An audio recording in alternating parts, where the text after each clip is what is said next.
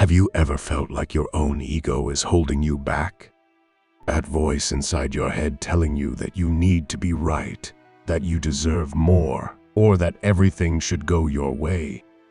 What if I told you that your ego could be the very thing preventing you from true freedom and happiness? Today, we're going to explore a powerful concept from Stoic philosophy, how destroying your ego might just be the key to living a better, more peaceful life. Welcome, everyone. In today's video, we're diving deep into a crucial aspect of Stoic philosophy, destroying the ego before it destroys you. The Stoics, like Marcus, Aurelius, Epictetus, and Seneca, believed that our egos are a source of suffering and dissatisfaction. But what exactly does that mean?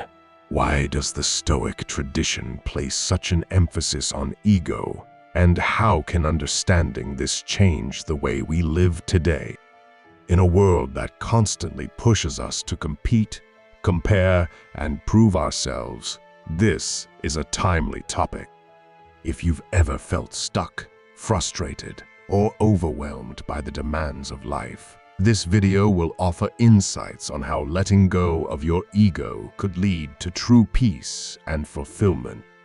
Stay with me, and by the end, you'll have a better understanding of how to break free from the chains of your ego, step into your true power, and begin living a more harmonious life.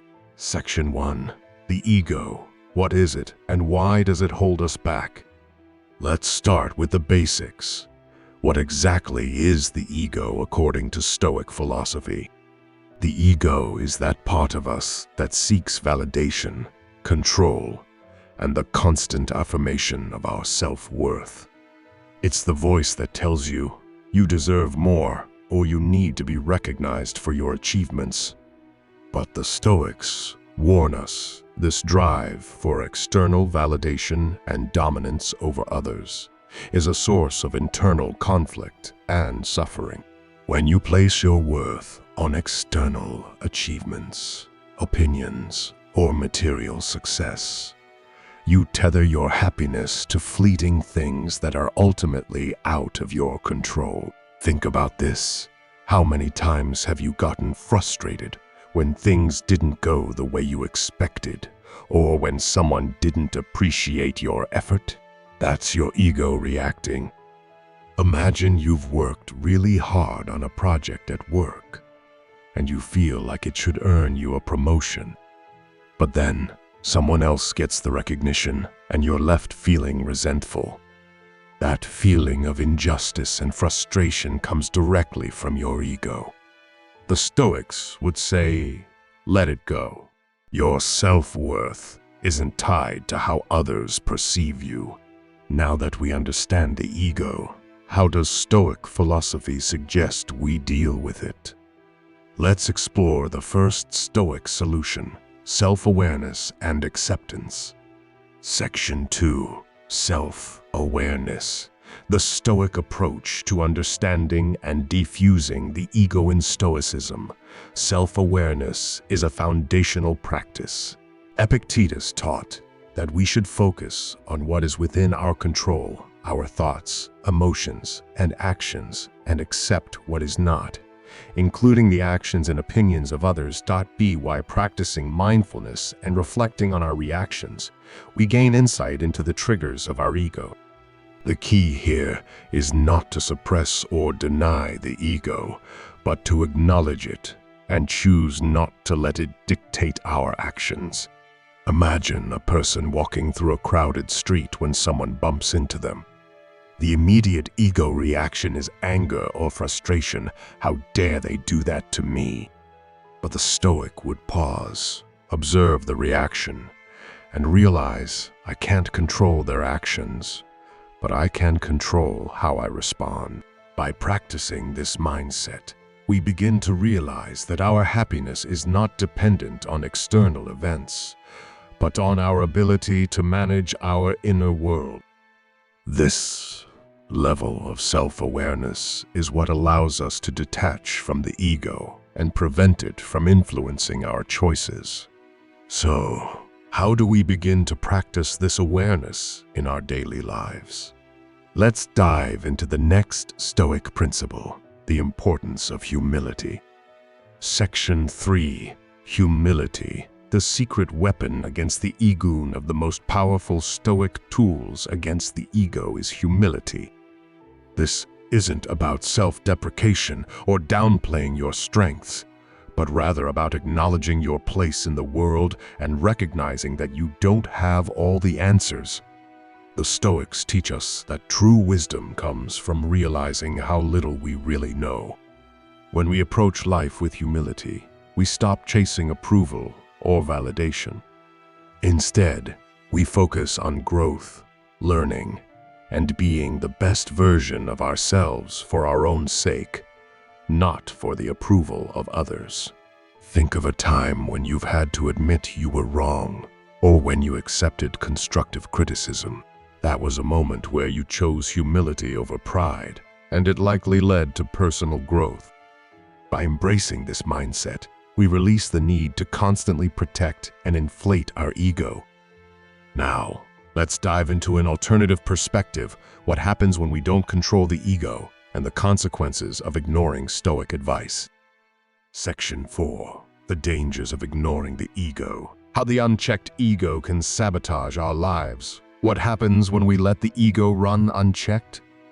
It's not just about feeling angry when things don't go our way. It's about deeper, long-term consequences. The Stoics were clear. If we let our egos control us, we are at the mercy of external circumstances. We become reactive, attached to outcomes, and lost in comparison. Some modern schools of thought encourage a more assertive, self-centered approach to success, where ego is seen as a driving force. However, the Stoic perspective cautions that while ambition and drive are important, they must be balanced with wisdom and self-control. Unchecked, ego leads to frustration, bitterness, and a life ruled by desire rather than peace. Why cultivating a strong, peaceful inner life? The Stoic argues we are more prepared to handle life's inevitable challenges with equanimity and resilience.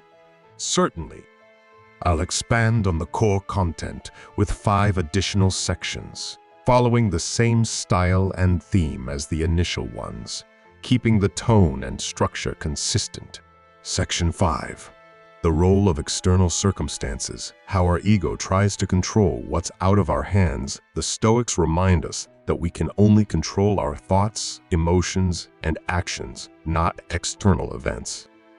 This is crucial to understanding how the ego works. Often, the ego tries to assert control over things that are outside of our influence, like how people perceive us or the outcomes of certain situations. Think about your job. For instance, you may work hard for a promotion, but someone else gets the position instead. If your ego is too involved, you'll feel betrayed, frustrated, and helpless. The Stoics would say that this reaction is a product of the ego trying to control something that can't be controlled, other people's actions or the circumstances around you. A powerful Stoic practice is negative visualization. By mentally preparing for situations that might go against you, like not getting that promotion, you reduce the emotional impact when they happen. The Stoics believed that by accepting that life's outcomes are beyond our control, we free ourselves from the suffering caused by ego-driven expectations. But there's an even deeper practice to address the root of ego itself. It's about understanding that our attachment to outcomes often stems from a deeper fear of failure and lack of self-worth. Let's explore how to challenge and overcome this fear. Section 6. Overcoming fear, how fear fuels the ego, and how Stoics conquer it. Fear is often the driving force behind our ego. Whether it's fear of failure, fear of rejection, or fear of being seen as weak, the ego tries to protect us by making us obsess over how we are perceived by others. This fear can trap us in cycles of self-doubt and overcompensation. Imagine you have a brilliant idea at work, but you're afraid to share it because you worry about being judged or criticized. That fear is the ego at play, trying to protect your sense of self from potential harm. But the Stoics argue that embracing fear and seeing it for what it truly is, an illusion, can help us break free. Seneca once said, "We suffer more often in imagination than in reality." This is a key Stoic teaching. The fear of rejection or failure is often worse than the actual experience. By examining and challenging our fears, we diminish the power that the ego holds over us. A Stoic practice that helps is confronting these fears head-on. If you're afraid of speaking in public, for instance, take small steps to face that fear. The more you expose yourself to what you fear, the more you diminish the power it holds over your ego. This builds resilience and teaches you that you can survive no matter the outcome. Now, let's discuss how our ego tries to find meaning in comparison and how we can break free from that cycle of competition. Section 7. The ego and comparison. How comparing yourself to others fuels the ego. The desire to compare ourselves to others is another significant way the ego manifests.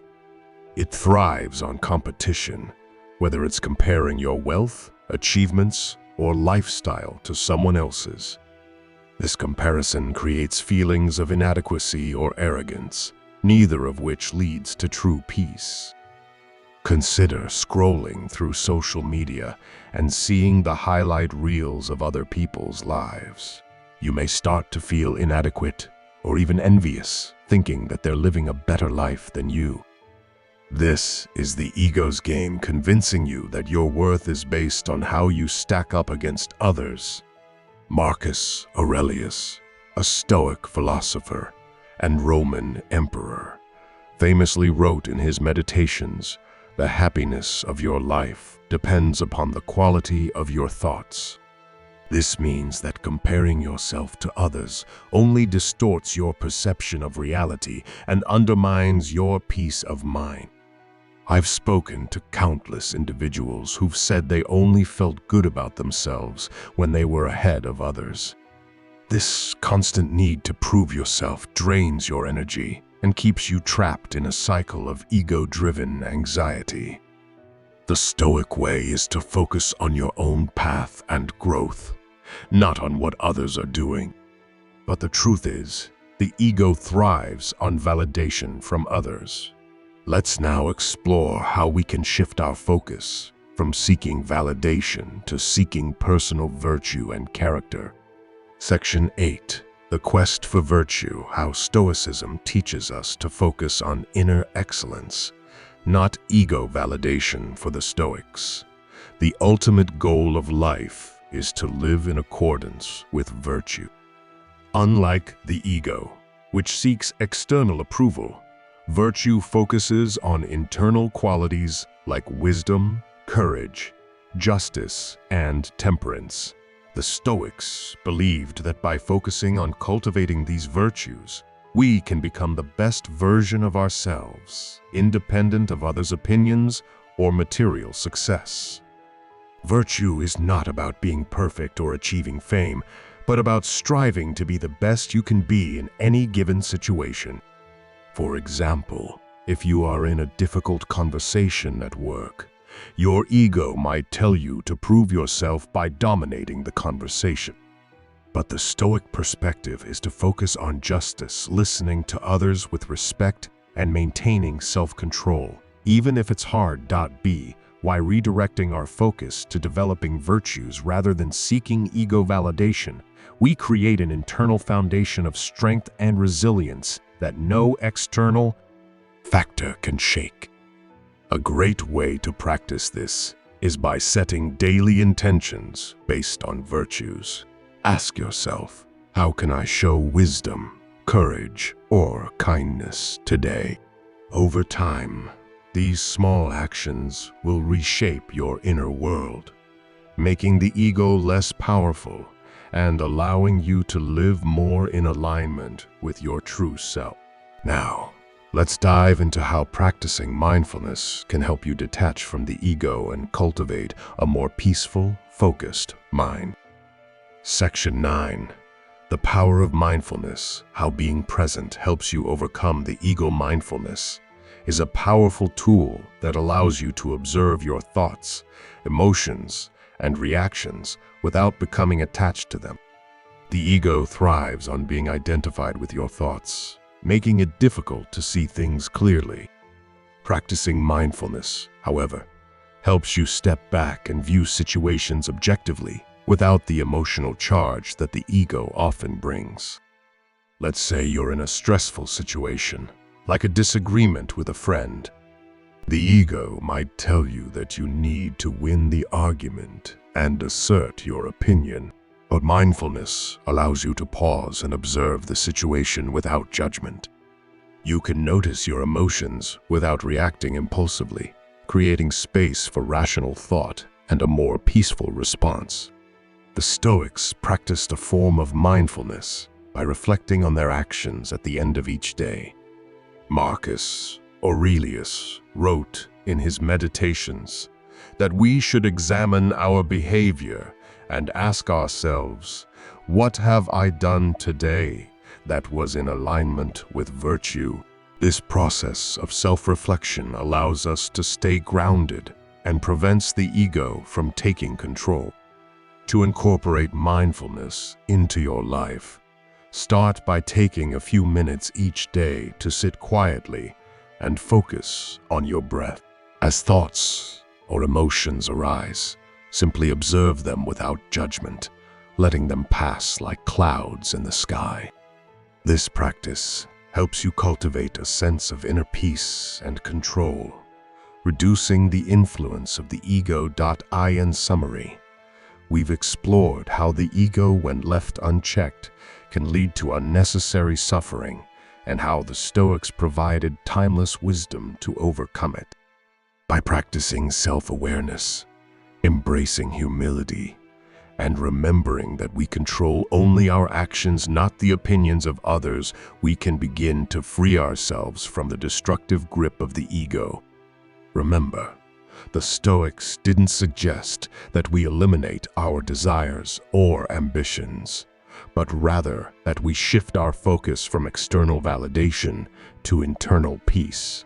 When we destroy the ego, we stop being slaves to it, and we can finally live with true freedom. I'd love to hear your thoughts. What role has your ego played in your life? And how do you manage it? Drop a comment below. Share this video with someone who might need it. And don't forget to subscribe for more insights into Stoic philosophy and how it can transform your life. As we part, I want to leave you with a quote from Marcus Aurelius.